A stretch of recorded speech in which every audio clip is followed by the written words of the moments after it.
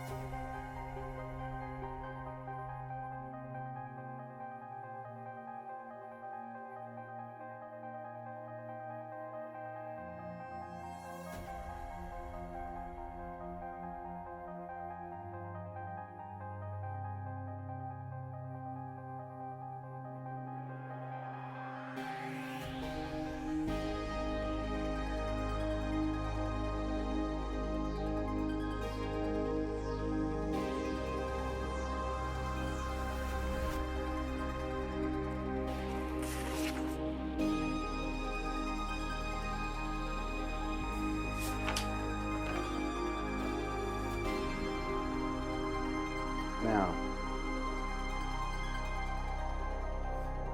on January 5th, 2019, Caasi's face and nose was broke. Half of her face was black and blue.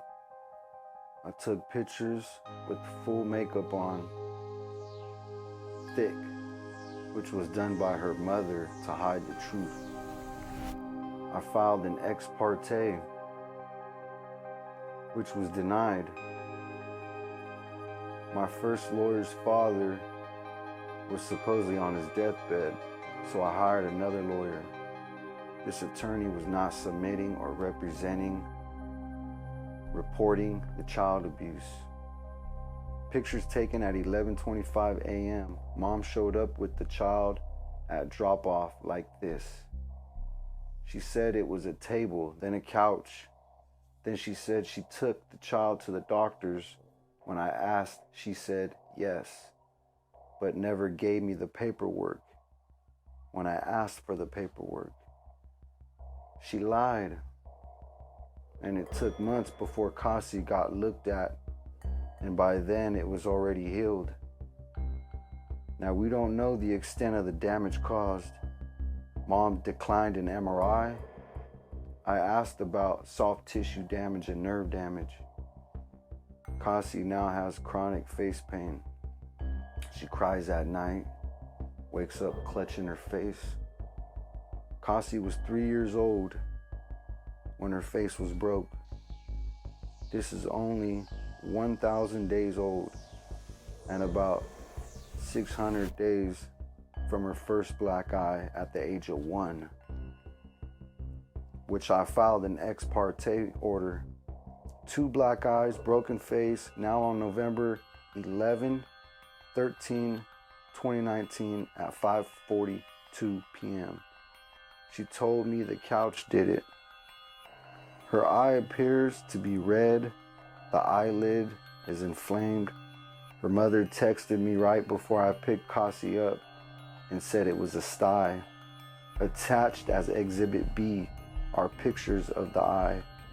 At 5:49 p.m., I made a video of the bruises on her upper leg and thigh.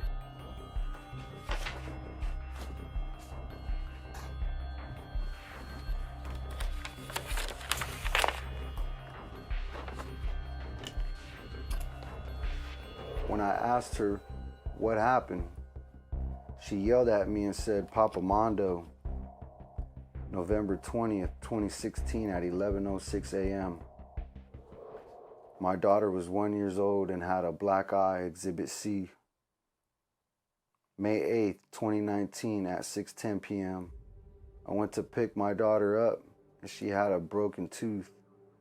When asked how she got her tooth broken, she said, Papa Armando pushed me on the ground. Her tooth was chipped. There is a video of her making this statement. Pictures attached as Exhibit D. September 6, 2019. I have a picture of my daughter with a flesh cut, which left a scar on her wrist past her elbow. Exhibit E. September 18, 2019 at 5:50. My daughter was cut over her eye, less than an inch from her eye. This was a case where she could have been blinded. Exhibit F. September 20th, 2019 at 9:49 p.m. I took pictures of my daughter's chest, which was bruised, and also her upper leg and thigh. When I asked her if her mama or daddy had hurt her, she responded, Mommy. Her butt, leg, thigh bruises, I have attached pictures to show the bruises. Exhibit G. September 30th, 2019, more abuse is shown. Exhibit H. October 2nd, 2019 at 6:56 p.m. There was trauma to my daughter's lower leg. She was bruised, and she said her stepdad had done it. I have a video of this and is available upon request as Exhibit I. October 9th, 2019, 5:38 p.m. Video of abuse. Mom and stepdad abusing her. Stepdad punched her in the back of the head, and when she told her mama then hit her. Head bumps. October 10th, 2019. I went to CPS and showed them the video of October 9th, where the child claims mom and stepdad abuses her. Supervisor told me that they were going to take it seriously. I told CPS Caasi won't talk, she is scared, but my videos are explosive. I didn't think I had to expose her like this, but her cries for help. Her voice needs to be heard.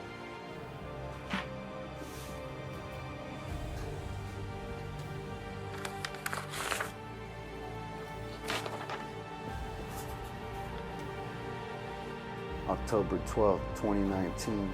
2 days after being in court, I received death threats. October 18th, 2019. Again, there were bruises on her upper leg, and again, she said her stepdad had done it. The bruises looked like they were from blunt force trauma. Exhibit J, October 23rd, 2019 at 5:31 p.m. Missing flesh. Pictures on the video. Stepdad had done it. Exhibit K. October 30th, 2019, Caasi claimed stepdad put her in her room with cats so that they could hurt her. Cuts and stabs. In addition to the abuse stated above, the respondent has violated court orders. We were supposed to pay half the cost of the conjoint counseling. I paid the full amount and respondent did not show up. Text confirming the counseling sessions and a letter confirming my attendance. Attached Exhibit L. I have also attached Exhibit M, letters from two of Caasi's friends in support of requested custody. Included for the court's information is a pamphlet outlining child abuse and what it is and consists of, attached as Exhibit N. A letter from Comprehensive Behavioral Services is attached to show I enrolled in the parenting classes. Exhibit O. I am requesting sole legal and physical custody of Caasi with supervised visits to the respondent totally out of the question. Dated 11/21/19. Signed off in pro per Isaac Munguia.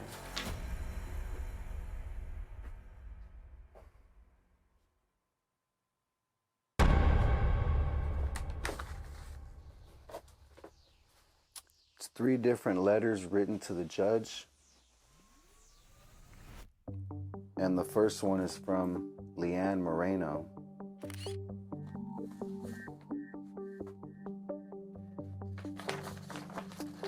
It says,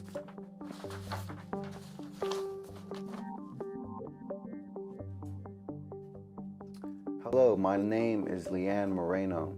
I am a friend of Isaac Munguia. I've come to know Isaac for 6 months now.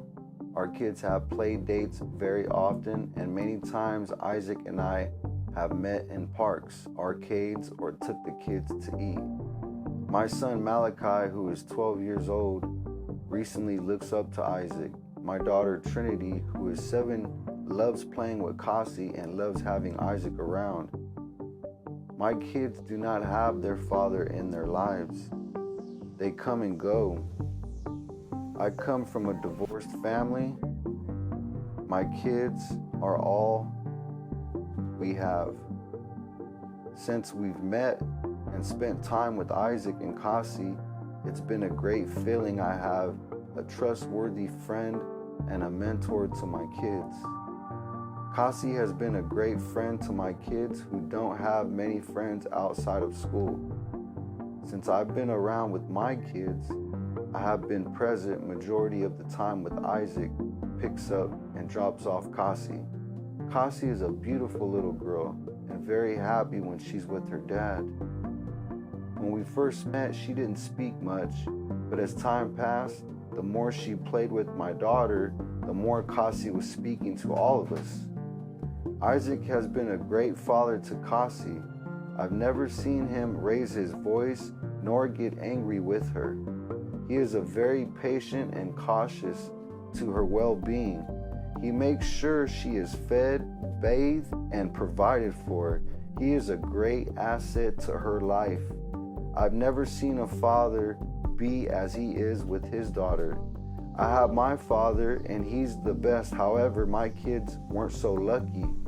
They truly look up to Isaac. My daughter often says he's the best dad ever, and she wished she had a dad like him. My son always agrees. They, Isaac and Caasi, have a strong bond like no other, and I can honestly say that I wish more dads were like him. That dad to speak up, that dad to love, protect, educate, mentor, provide, and more without asking or hesitation. Isaac is that father. He is not just a father, but is Caasi's daddy. Over the period of time that I have been around, I had noticed along with Isaac that bruises on Caasi. As I stated, I have a daughter who plays rough with her brothers, a little tomboy, I guess you can say. I have never seen bruises on my daughter as they have appeared on Caasi. I am speaking because I know what it's like to be hit and silenced. I didn't want my mom in trouble, but she lived old-fashioned.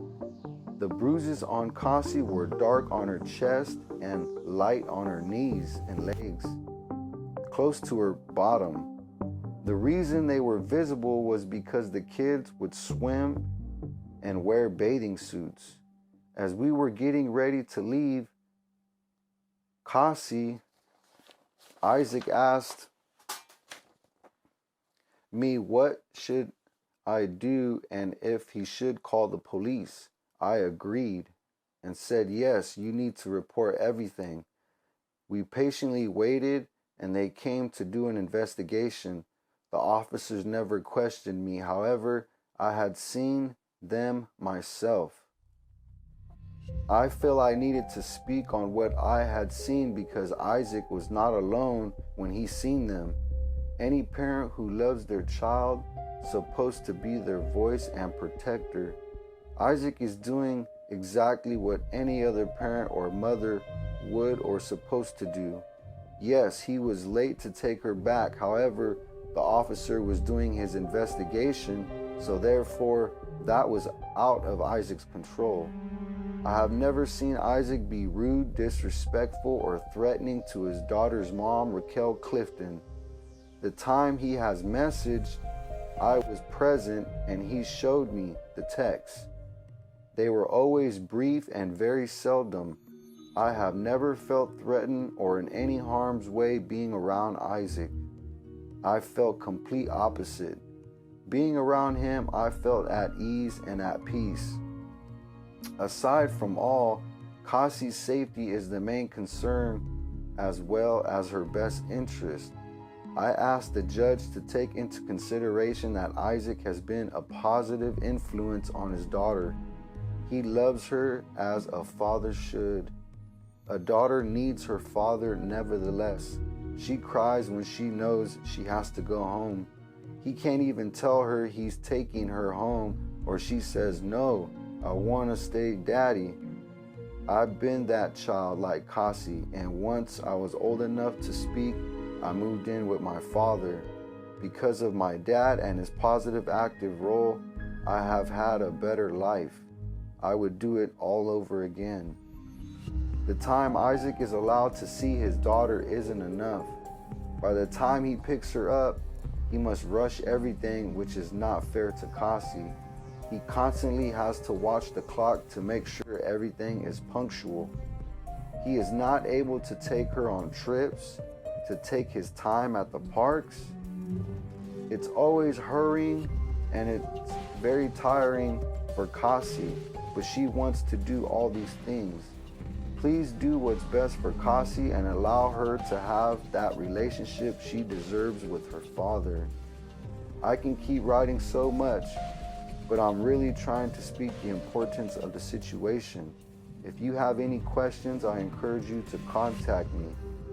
Isaac has my phone number. Thank you for your time. Signed, Leanne Moreno.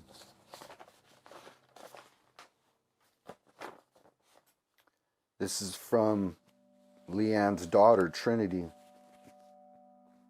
Hi, Judge. My name is Trinity Chavez, and I am 7 years old.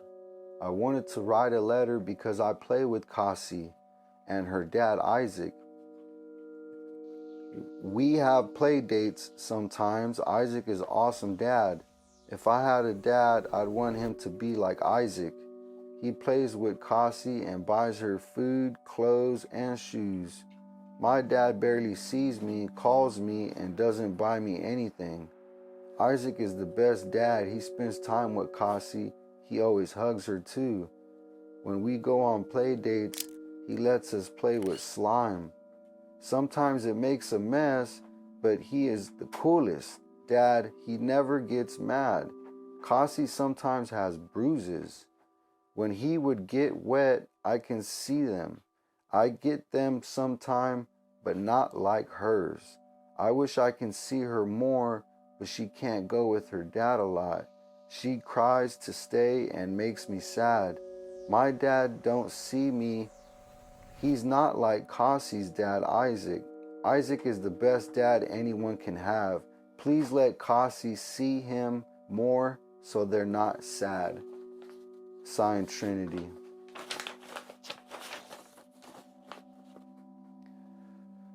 To the judge.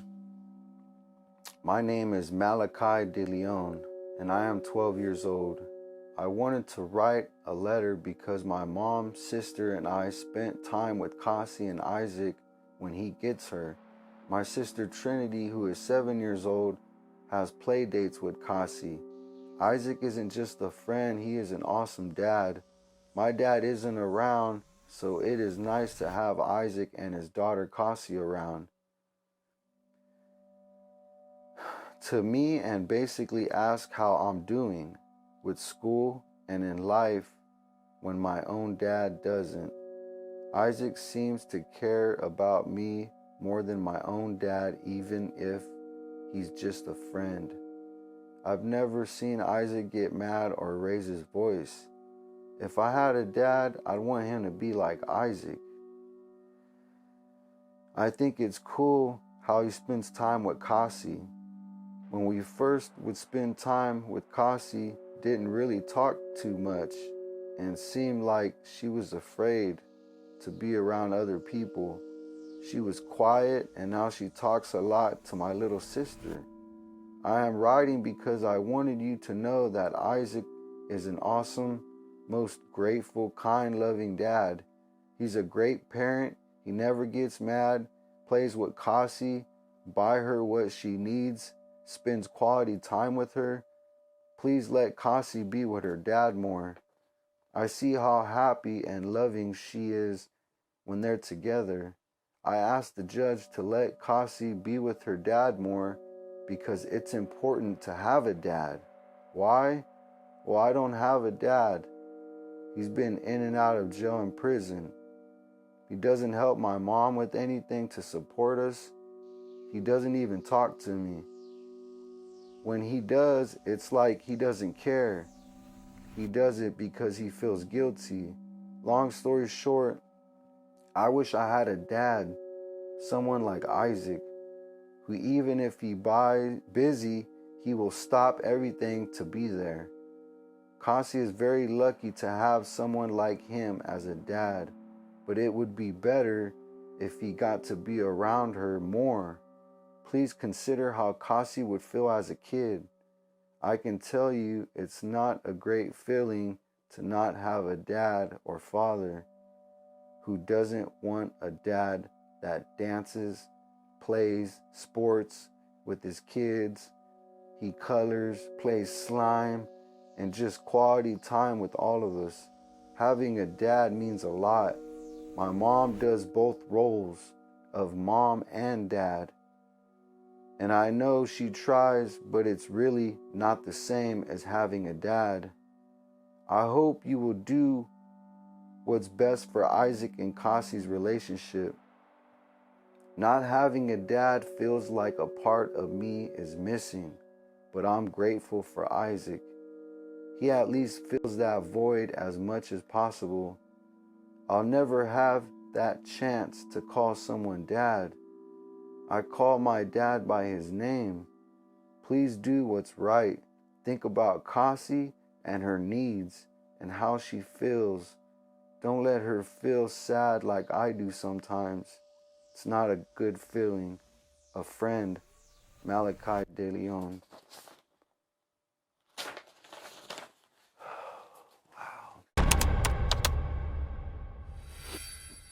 Caasi's so pretty. I remember when she was born, I looked at her and I started crying. And I remember telling her that no matter what, that I would always love her. That's what I told her, right when she was born. And even now, more so than ever.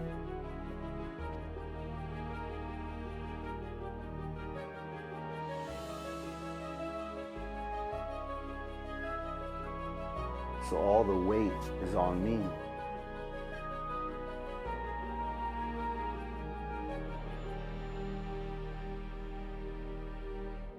And it's hard.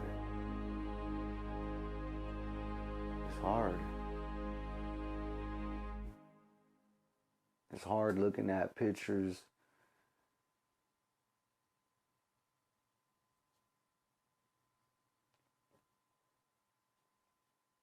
I think about the times that we should have had,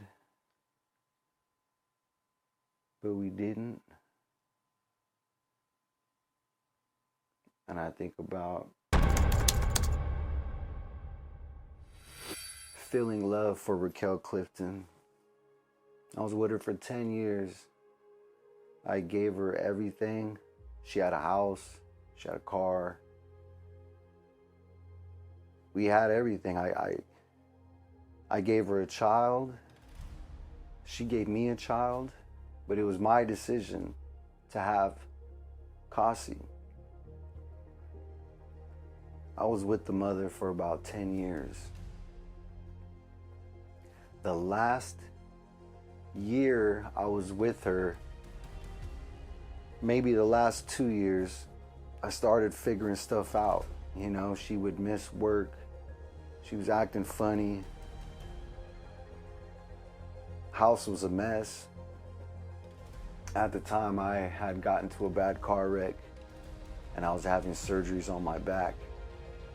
I couldn't do regular things. I couldn't work, I couldn't pick up heavy objects.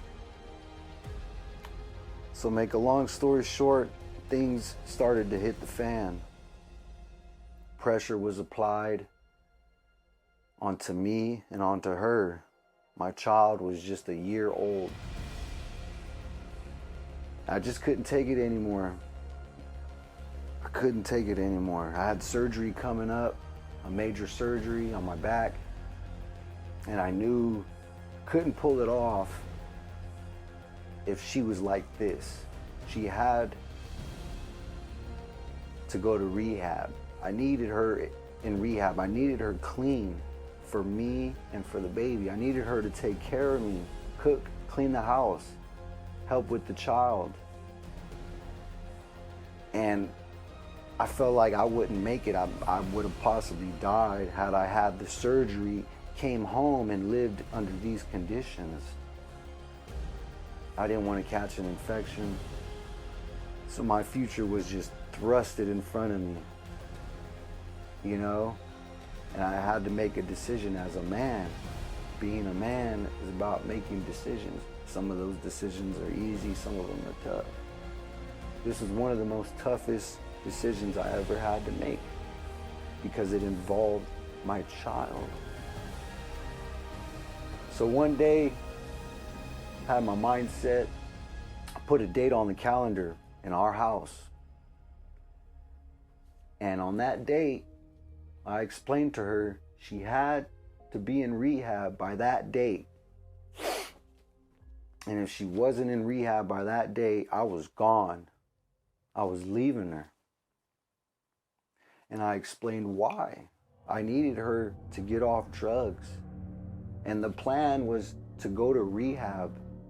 And I would be waiting for her with Caasi. We would wait for her. I told her everything would be fine. You know, obviously she gave it some thought. She said she needed, you know, a few days to think about it. A day would go by. She started telling me she was concerned about not working, not having her job, losing her job. And I was like, money is not the issue. The issue right now is you getting clean. She's smoking meth. I found out she was smoking meth. And she just couldn't kick it. She didn't want to kick it. So she huffed and she puffed and she lost all her stuff. You know? I remember one day I was half awake. This is a few days after we had the conversation about the timing of my surgery and me needing her to get into rehab. I remember I was half awake, laying on the bed, and I remember her telling me she loved me, and she gave me a kiss on my forehead, and she left. When I had woke up, I was getting all these premonitions of evil, wicked things that she was doing.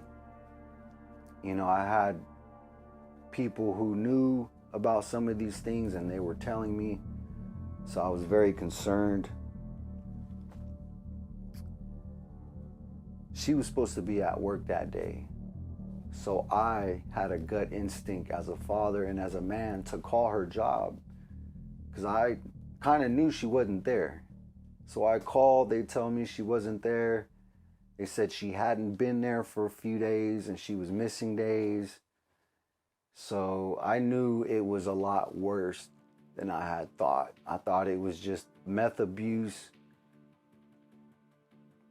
But apparently she was smoking meth with her mom. And they would drive around and, you know, do whatever it is they wanted to do. So I decided right there and then that I would leave. At the time, my child was already at my mom and dad's house. And so it was pretty easy for me to get my stuff and just leave the house. And I didn't get a call or a text from her saying anything about where are you, let alone I miss you or love you. You know, it was just, hey, where are the dogs at? Because I want to sell them. You know, we had Yorkies, and she just was concerned about money. You know, and I just text. I don't remember if I texted her back or not. If I did, I probably, you know, I don't think I did, because I had the Yorkies, and I was so, man, I was shocked, but I was so tired of all her abuse, you know. You know, when you smoke meth, apparently you make horrible decisions. You know, if you're a smart person and you're smoking meth, you become a very dumb person. You make horrible, bad mistakes. And she made them and made them and made them and made them until I left the situation. That was the only time I wasn't right there next to her being abused constantly. So, as soon as I left her, I was about a week or two away from having my surgery. And apparently, Racquel Clifton and her father, Randy Clifton, they conspired against me. And the way they did it was, it's like conspiracy and art, and you just combined them. And that's what they did. They knew people in the courthouse. They knew people in law enforcement. They had family members in the courthouse. You know, so yeah, once I found out about that, it was way too late. Now the cops would come to my house and tell me, hey, nobody has custody of the child. Somebody needs to file custody. So I'm the petitioner. I went and filed right away. You know, I already have my child. And I don't know why Racquel would even want the child, considering her reality of drug abuse. You know, the only thing I can think of is that she wanted Caasi so that she maybe wouldn't have to pay child support or something like that. But for sure, she does not want the child. All the evidence shows otherwise. She hates the child.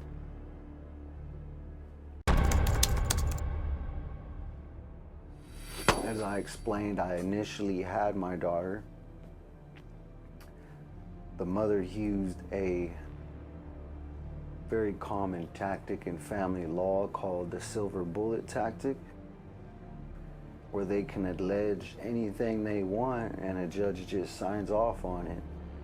They can allege the other party's on drugs. They can allege the other party's on alcohol. They can allege the other party's abusive.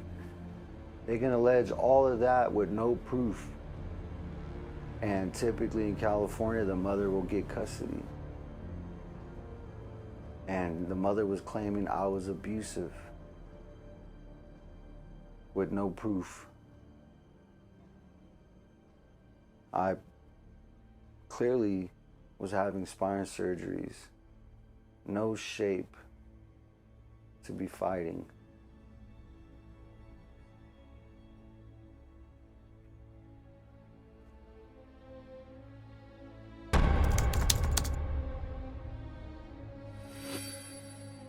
The day 11/22/2019.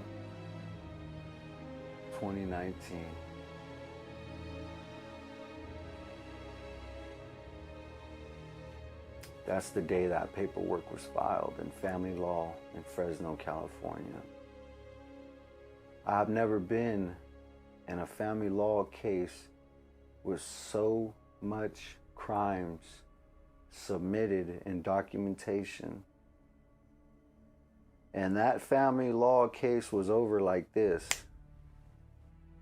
You know, within maybe 2 minutes or 3 minutes, the whole hearing was over.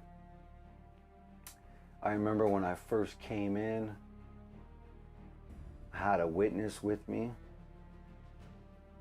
a woman who used to be with me a lot of times when I would be with my child. And immediately we noticed a man, a skinny older man, Hispanic. And I knew it was Armando's dad, because right away I'm like, hey, this guy Armando did all this to my child. Where is he at? He's not in court. The judge isn't asking for him. You know what I mean? But his dad was there, and he just looked at me and he smiled, and then he kind of chuckled. You know, child abuse is very serious. It's not a game. And it ain't funny. It's only funny to scumbags who commit the crimes.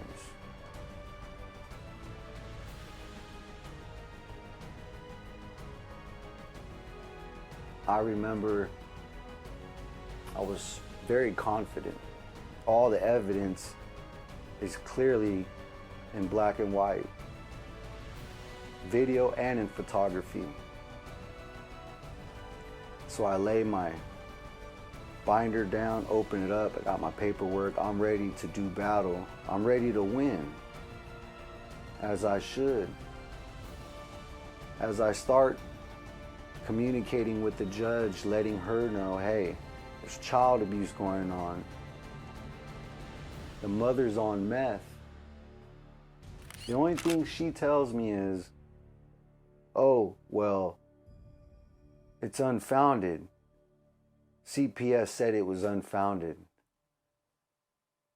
I just gave you a whole bunch of evidence of crimes against children, and you'd have to be blind not to see it. And she goes on to say that somebody else said that it was unfounded. You know, that somebody else isn't in court. The judge is supposed to judge. And she neglected my child. And that was the last time that I had anything to do with her. I never seen her again.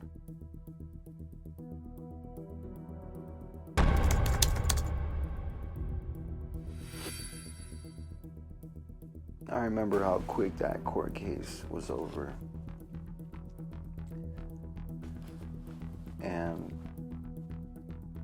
you wouldn't believe the sheriff, the bailiff, was running left to right, side to side like a linebacker in football behind me. Like he was gonna tackle me.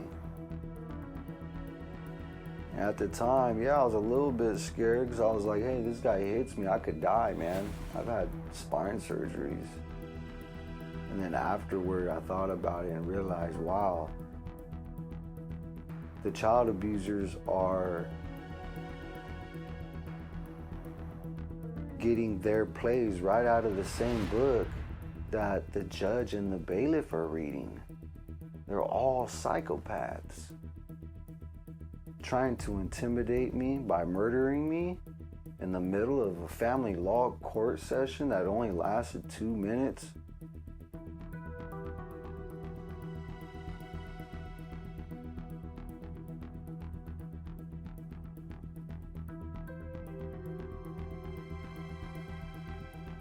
These people need to be arrested.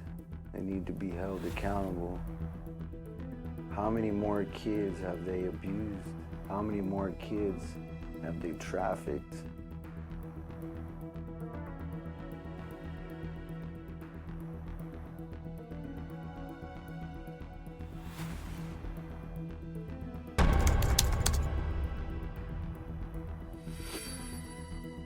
I remember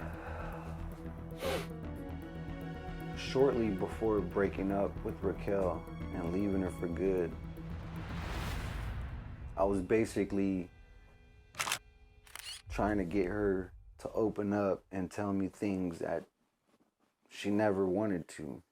You know, like the things that she was lying to me about, doing drugs, going places that she's not supposed to be at, doing things that she's not supposed to do.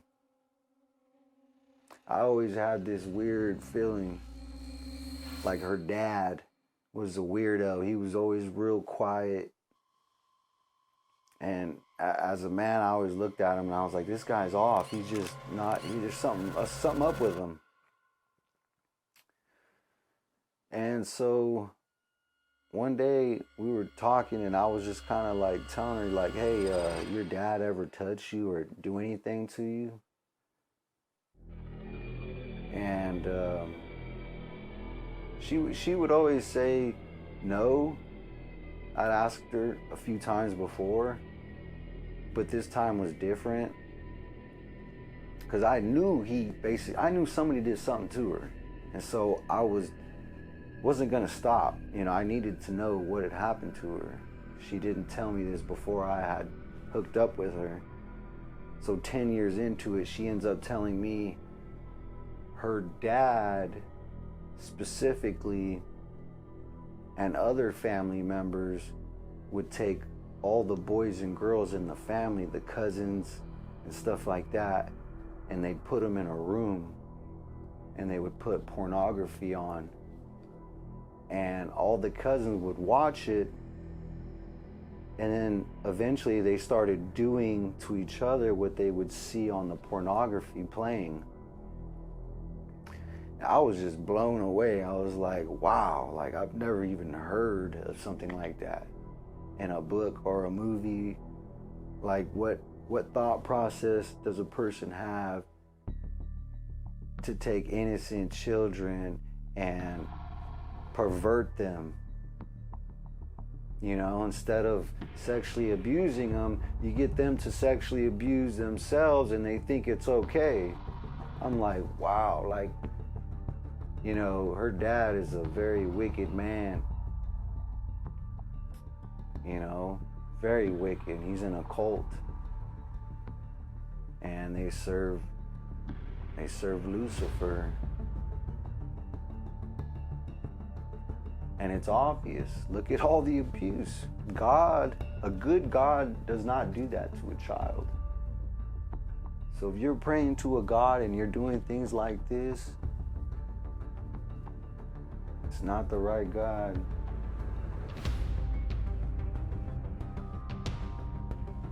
I've never done nothing like that to my child. I would have never even thought about it in a million years. I think I would rather die before I would do something like this to any child. So I do believe the mother and the stepfather, Racquel Clifton, Armando Gonzalez, and the grandfather where the child resides, Randy Clifton, I believe that there is a lot of mental health, a lot of problems. Racquel had told me that her brother and little brother and other family members were suicidal and they had taken medication.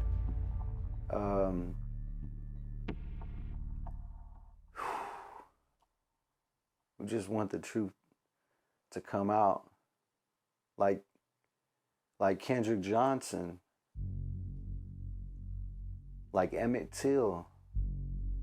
These were parents who stopped being so concerned about getting justice and being more concerned about the world knowing your child's story. Because you're not going to get any justice if nobody knows what happened to your child.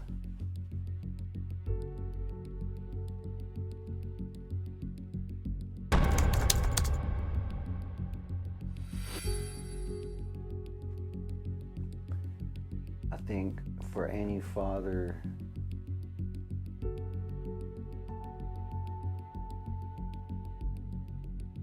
this is too much. You need family. And I have a big family.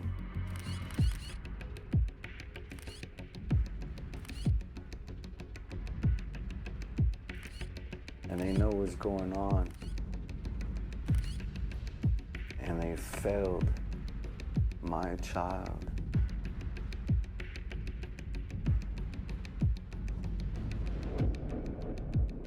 I couldn't believe it. Still can't believe it. When crimes occur like this, sometimes that's all you need is your family to back you up, to speak up for the victim. And shame on Racquel's family. They all know about what's going on. None of them have said anything or done anything. And so that's why we're here to get the evidence out. We want everybody to see exactly what has happened to this child.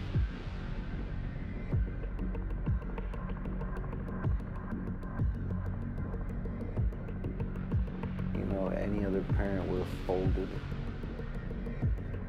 I wanted to put this out. All the pain, suffering my family has gave me by not helping. I feel they're just as fault as the abusers. Do you know about crimes against children and you're not doing nothing about it? Well, maybe you have something to do with it. There's no in between. You're either on the good side or you're on the bad side.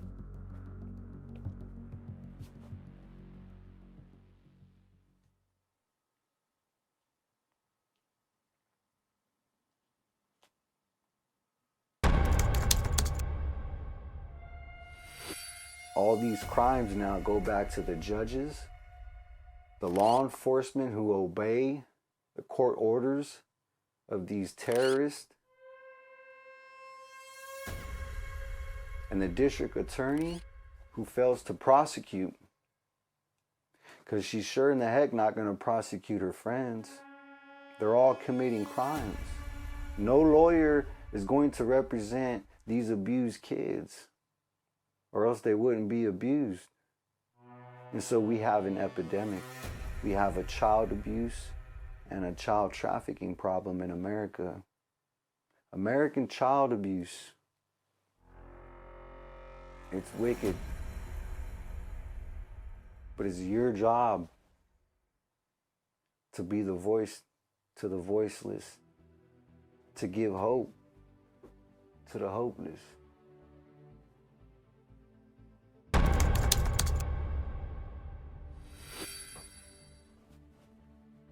So, a lot of people have a story of family law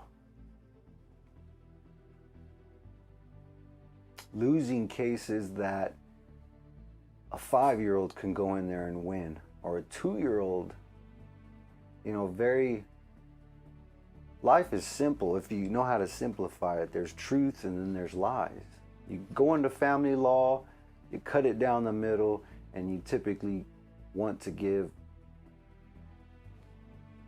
the better parent the child.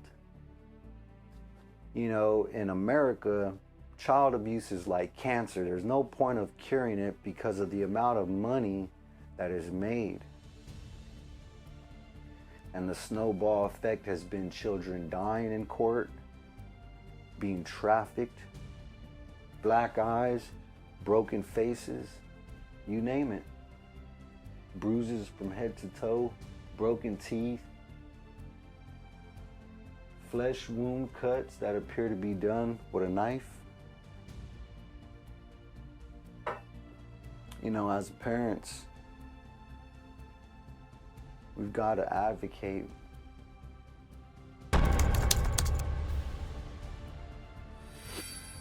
And the only reason why I'm not in my child's life is because of a conspiracy to withhold the truth. And the thing about evidence is it sits and it waits for someone to pick it up. I've picked up the evidence. Now I need you to pick it up.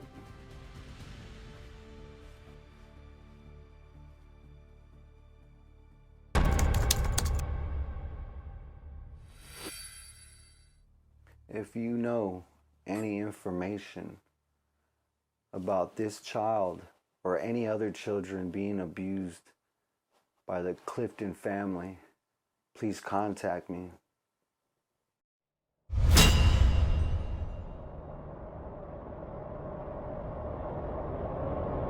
How much crime can you take?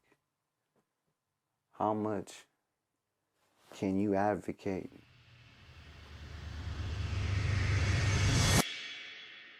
Being a dad is easy. Advocating for your child is hard.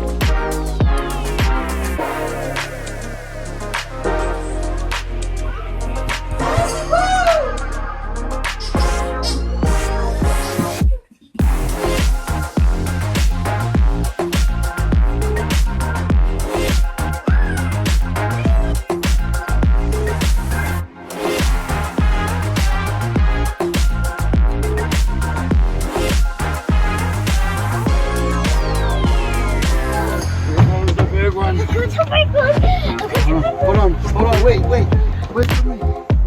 Wait for me.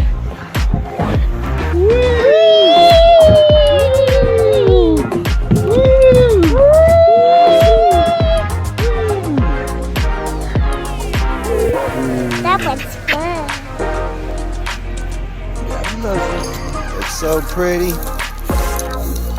Pretty, baby. Come on, Caasi.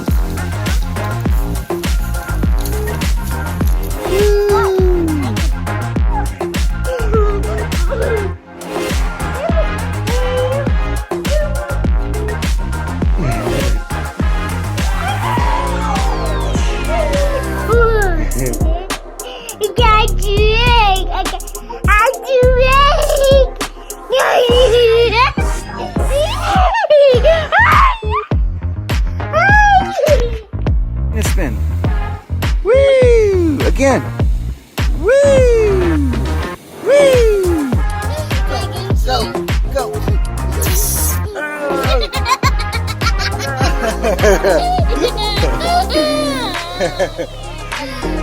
You got the Lunchable, girl.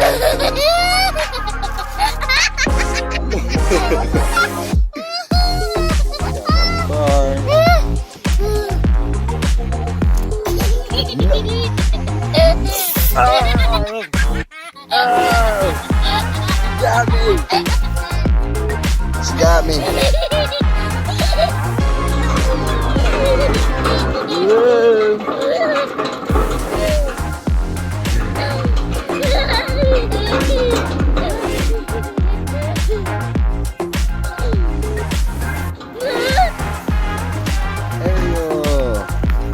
Where's that girl going?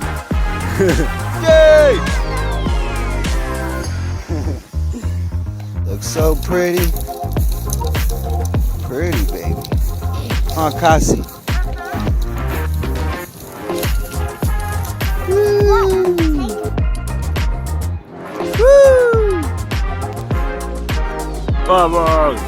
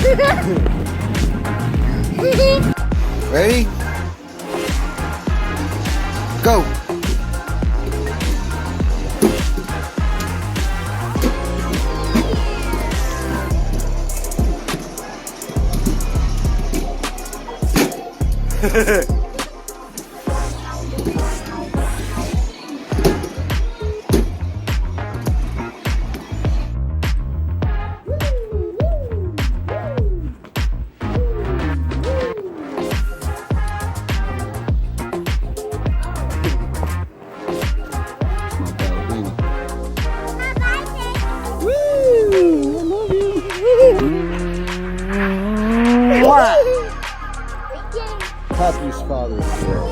Fuck it.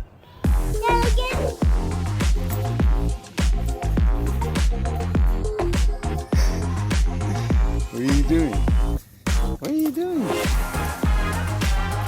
love you.